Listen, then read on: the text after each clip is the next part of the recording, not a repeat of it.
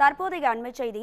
Koyambedu Pattabiram metro rail நிலைய விரிவாக்கத்திற்கான விரிவாக்க அறிக்கையை தமிழக அரசு சமர்ப்பித்திருக்கிறது. இது தொடர்பான அண்மை செய்தியை பார்த்துக் கொண்டிருக்கிறோம். இது குறித்தான கூடுதல் தகவல்களை தருவதற்காக நமது தலைமை செய்தியாளர் சிவா இணைப்பில் இருக்கிறார். சிவா, வணக்கம். உங்க விரிவான தகவல்களை சொல்லுங்க.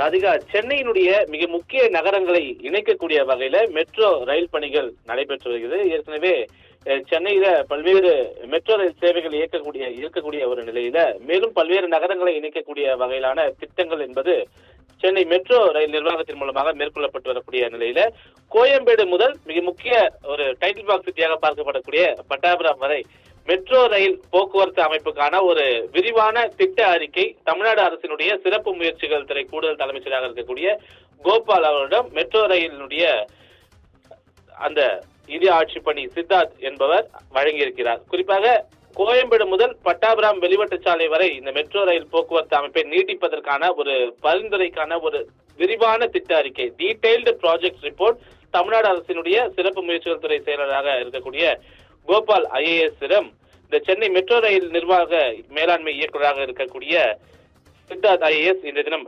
வழங்கியிருக்கிறார்.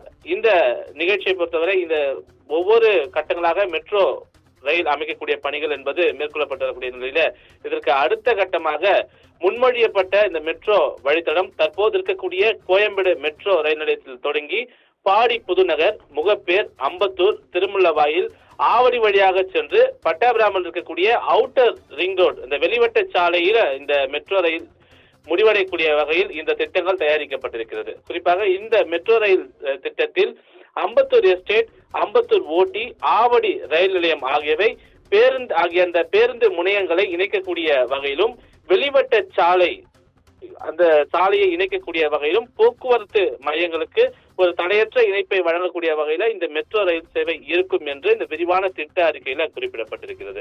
இந்த திட்ட செலவு மற்றும் செயல்படுத்தக்கூடிய அந்த நேரத்தை மேம்படுத்துவதற்காக 3 இடங்கள்ல, அதாவது அம்பத்தூர் எஸ்டேட், அதே போன்று டன்லப், ஆவடி பேருந்து முனையம் ஆகிய இந்த 3 இடங்கள்ல நெடுஞ்சாலை மேம்பாலத்தோடு இணைக்கக்கூடிய அந்த ஒருங்கிணைக்கக்கூடிய பணிகள் என்பது மேற்கொள்ளப்பட இருப்பதாக மெட்ரோ ரயில் நிர்வாகம் தெரிவித்திருக்கிறது. இந்த விரிவான திட்ட அறிக்கையின்படி இந்த முக்கிய வழித்தடங்கள் கொண்ட இந்த ஒட்டுமொத்தமாக நீளம் என்பது 21.76 கிலோமீட்டராக இருக்கிறது.